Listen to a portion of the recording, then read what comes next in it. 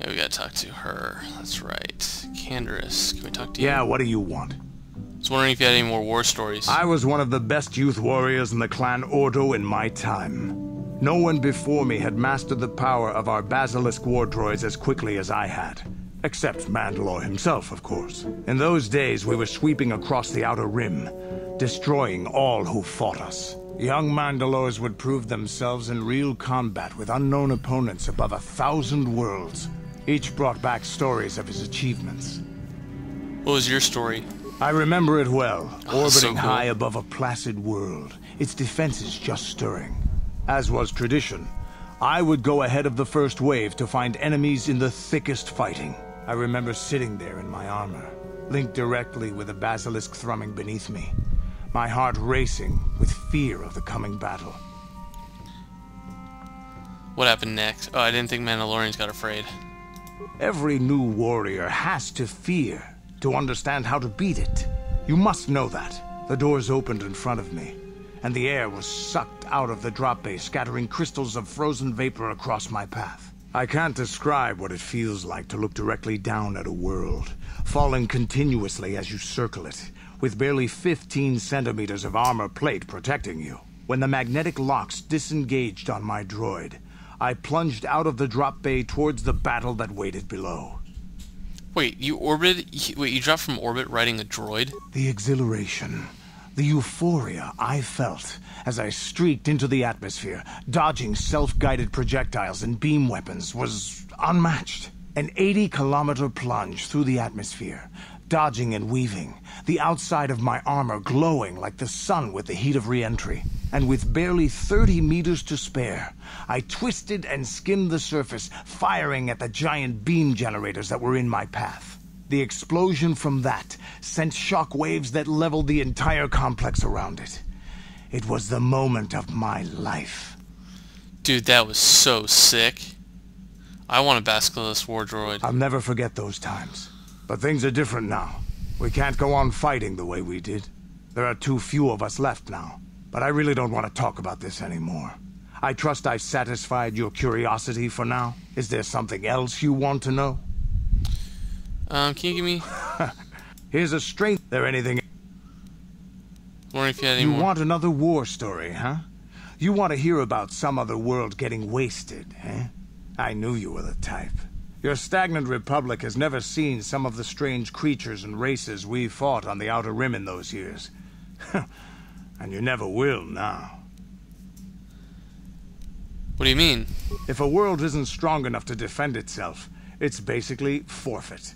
But this story is about something a little different. We were going through the asteroid fields of the Crispin system at the very edge of the galaxy, playing with the pirates and smugglers we found there.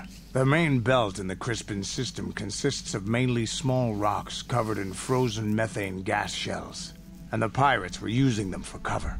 Ha! I remember using a thermal generator to cause the outer layer of one of the asteroids to vaporize in a picosecond. It blew out and shredded the 3 smugglers using it for cover. But that was a mistake. Uh-oh. Did it backfire? The asteroid I had targeted was smaller than most, maybe a dozen meters on a side. On the outside, it looked the same as any other. Just a ball covered in frozen gas. But something must have been inside it. Something inactive in the cold. The heat of my blast might have triggered something or woken something up. After I'd hit it, spots of light and heat appeared all over the thin shell, still covering it, evaporating the gases. What lay underneath looked like some sort of rocky growth. A deformed rock, pitted by scores of micrometeorite scars. I think something even older might have been inside that. Ooh, an asteroid. Maybe, but maybe not. It started rotating faster and faster as we watched it. After a second, it started spraying fire, thermal projectiles that melted our armor like wax. We were caught completely by surprise. Before we could counterattack, it fled at an incredible speed. A ship? We couldn't catch it, but we could follow its hyperspace wake. We followed its trail as far as we could, heading away from the galactic core. When it finally led beyond the edge of our galaxy, we abandoned our efforts. Anything that wants to commit suicide in that great void is not worth our trouble trying to catch. That's the only story I have for now. I'll tell you some more stuff later if we get the chance. Is there something else you want to know? Here's a stat. There anything? I don't have as many strange stories like the last one I told you, but I do have a couple about me and the stuff I've done. In one battle above the world of Althir, my unit managed to defeat a force of Althiri 10 times our own size. That battle gained me command of an entire subsect of my clan. Wow, tell me the story, dude. For 5 days, they had managed to hold off our forces, keeping us to the outer rings of their world, preventing us from attacking it directly. My task was to assault one of their flanks with a false attack. The Althiri would be drawn out by the units I had sent in. Once they had surrounded those units, the bulk of my forces would attack from the rear and defeat them in detail. Did it work? Things didn't go as I had planned. I saw an opening, a mistake they had made in the disposition of their forces, and took it. While fending off our main force, they had let their fleet split in two. The center of their entire fleet was left exposed. I turned my forces and assaulted the center of their fleet, decimating them. Wow, you are pretty good, Canderous. Their slow, ponderous ship could not turn to face us without being overwhelmed. The command vessels were destroyed in seconds. Their ranks were thrown into chaos. It was amusing to watch the surviving ships scatter and flee. Several even tried to dive through the plane of the rings to escape us. They were shredded by the rings, or crashed into rocks, or were destroyed by our forces as we pursued them. Warriors do not flee from a battle if they are losing. They fight to the end, as we did against your Jedi Revan. Another time, maybe, I'll tell you about how the war with the Republic went. For now, let's just get on with things. Is there something else you want to know? Here's a... Okay. Your choice. You got to hear a lot about him, and that's just because certain aspects will allow you to talk to them, certain story elements, and we kind of passed all of that.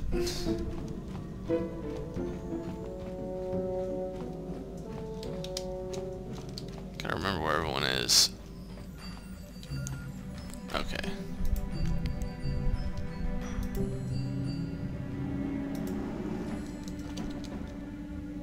Yes, what's on your... You've been very quiet lately, you know that? Have I been quiet? Suppose I have. I guess I just don't like being left out of the loop. Left out of the loop? I don't understand. Left out of the loop, you know, not being told anything, strung along. It's really starting to irritate me. For one thing, I want to know what the Jedi Council said to you. They pulled you in there and refused to tell me a thing about it. I'm rather curious to know what went on, and why they didn't keep you on Dantooine for training. Isn't that strange? I thought it was more important that I helped find the star maps and stay. And why is that? You were a great help on Terrace, but why would they keep you with us? Don't they have to train you? They said there's a bond between Bastila and myself. A bond? What kind of bond? You mean to say that they told you that you were tied to Bastila in some way? I have trouble believing that. You're a neophyte Padawan who's been saddled with the responsibility of tracking down these star maps. Why? That's not normal. I am not trying to provoke you or to imply that you're somehow responsible for the Jedi Council, but give me a hand here. There has to be a reason. I wish I could tell you, Carth. I wish I could. Are you saying I'm not needed? No, I didn't mean that you weren't wanted or that I want to go. It's just... Damn it. Well, I'll tell you this much. I'm not going to wait around until I'm betrayed again. I'm not going to betray you. I'm not Saul. Yeah, we'll just see about that, won't we? Look, I didn't mean it that way. I want to get to Saul, not... No, forget it. It just seems that all I can do is insult you, isn't it? Just forget I said anything. Let's just get on with what we were doing. You're always like that, Carth, Yes, but that's why we love you. You got... How can I help? You look like something's bothering you. No, not bothering me. Not exactly. I've been thinking about what the Jedi Council said about the two of us. There is a bond between us. I do not dispute that. I can feel it, as I'm sure you can. The nature of that bond and its effect on our mission remain in question. I think you're interested in more than just the bond between us. Please. I'm a Jedi. Such feelings, such attractions are, well, they're beneath me, quite frankly. I I admit I find you intriguing. Did you hear the music? I mean, It's I find awesome. your command of the Force intriguing, but my interest in you is purely academic. Surely you can understand why. Our fates are strongly connected. So connected that a literal bond has been forged between us. I saw your service records when you were transferred aboard the Ender Spire, but nothing beyond that. I know very little about you. I'd like to ask you some questions, given our relationship. Our relationship? Is this some kind of clumsy come-on? I was referring to the bond we share. The one the Jedi Council spoke of. If I was actually interested in you, rest assured I could come up with a much better approach than this. Whoa, I guess I touched a nerve there, huh? Touched a nerve? No. Getting on my nerves? Most definitely. I suppose this is what you men consider being witty. Now, are you going to answer my questions, or would you rather just keep annoying me? Okay, I'll answer the second one. I see you intend to be childish about this. I guess I won't get anywhere continuing our discussion right now, will I? I suppose I'll just have to speak to you again later. Hopefully you'll behave a little less like a little boy, and a little more like a man.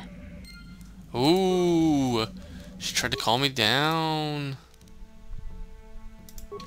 How can I help?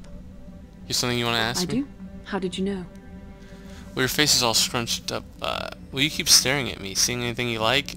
You are easily the vainest, most arrogant man I have ever met. Besides, I know you can't be serious, since Thank I was you. purposefully not staring in your direction. I am a Jedi, remember? I have far too much mental discipline to reveal what goes on inside my mind with such obvious physical clues. My thoughts remain hidden, including whatever my feelings are for you. I mean, whatever I think about you. You're so cute when you're embarrassed. That is you. Why must you be so impossibly infuriating? You know very well what I am really talking about. I am referring to the bond between us, the one the Jedi Council spoke of. Our connection allows us glimpses into each other's mind. We can feel some of what the other feels, and what I feel within you troubles me. A Padawan must receive considerable training. They must learn to control their emotions and darker impulses. Often it takes years before using the Force can be considered safe. The fact that you are so strong in the Force and have had such relatively little training could have terrible consequences. For you, and for everyone around you. You could warn me when I do something bad. Blink once for dark side, twice for light. This is not a joke. The choices you make Oh, could come affect on, both our Bastila. destinies. Not to mention the fate of the Republic and the entire galaxy. Lighten up. There's much at stake. I've got this in the Thankfully, you've bag. exhibited a degree of compassion and self-control up to this point. I sincerely hope you can maintain these traits in the future. We must all resist the influence of the dark side. It's everything we are fighting against. This is doubly important for you, with your natural affinity for the Force. I will try. That's good to hear. Without the proper training, however, I'm afraid you will find the path difficult even with the best of intentions. There is great danger ahead for both of us. Our destinies are intertwined. Everything one of us does will have consequences for the other. Any reckless behavior on your part is likely to affect me as well.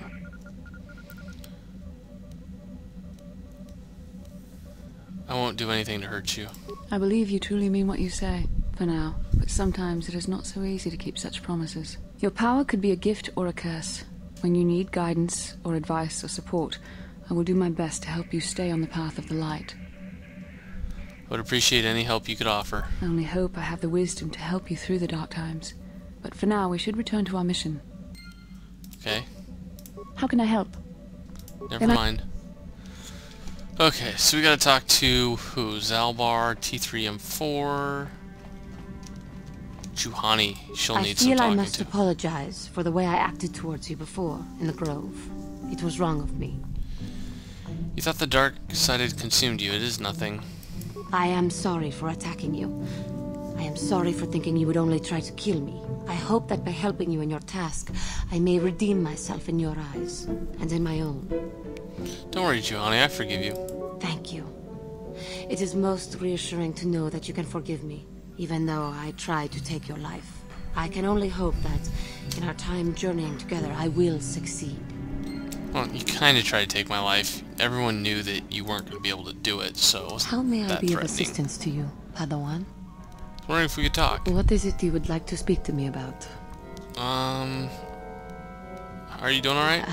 I thank you for your concern, but I am still a bit shaken. What's wrong? I have been thinking about myself, about Quatra, and about my fall to the dark side. I keep thinking that it was my anger that drove me that far, that nearly damned me. I look inside myself now and I can still see it. I still feel it. Perhaps you just need more time. More time would do me good. Time to distance myself from that anger. I think that is why the council agreed to send me with you. They think, perhaps, that in your company, I will be able to free myself from it. If I see you begin to slip back, I will intervene. I thank you for your concern and your acceptance. I will strive to prove that I am worthy of your company and trust. How Awesome. may I be of... I was wondering if we could talk. What is it? How'd you become to be a Jedi? How I came to be a Jedi? I am sure you would not find it very interesting. Are you sure you would like to hear? Sure, I'm learning about all your guys' backgrounds. Well, it goes back a number of years. Back on my homeworld, we did not see Jedi very often, especially where I lived. Where did you live? The hind end of space.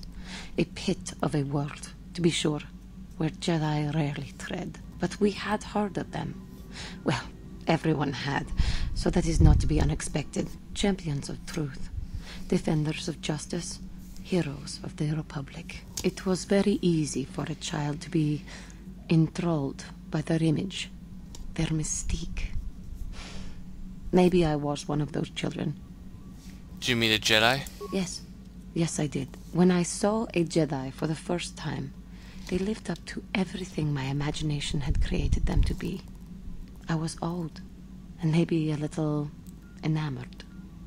Ooh, enamored.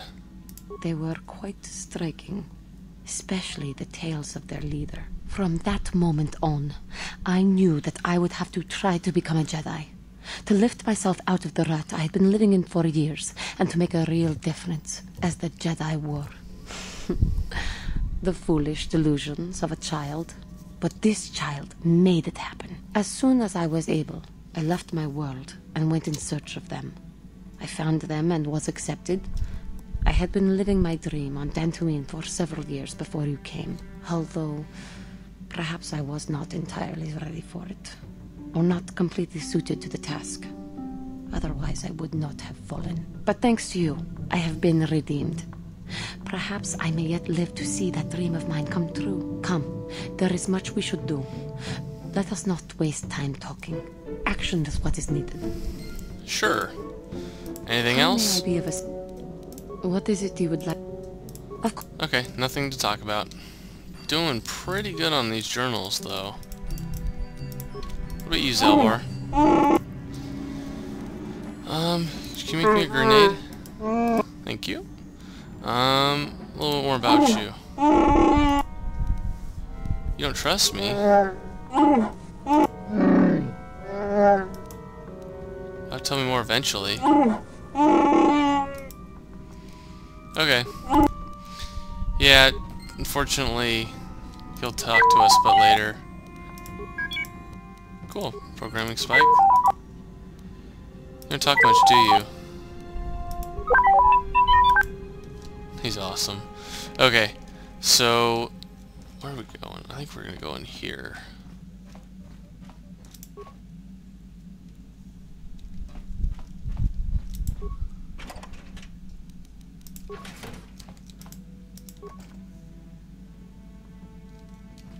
Without proper codes, I can't remember how to get the codes.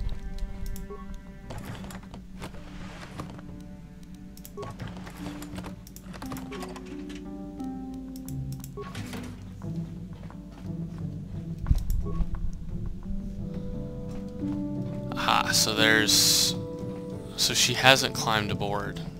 Well, she has, but then at the same time, no, she has not. I think once we leave to the next planet, I think she'll hop on board. Dantooine. So where did I say? I misspoke. Oh, look at Yavin. We're not going to go there yet. We're going to go to Tatooine. That's the first planet I always go to.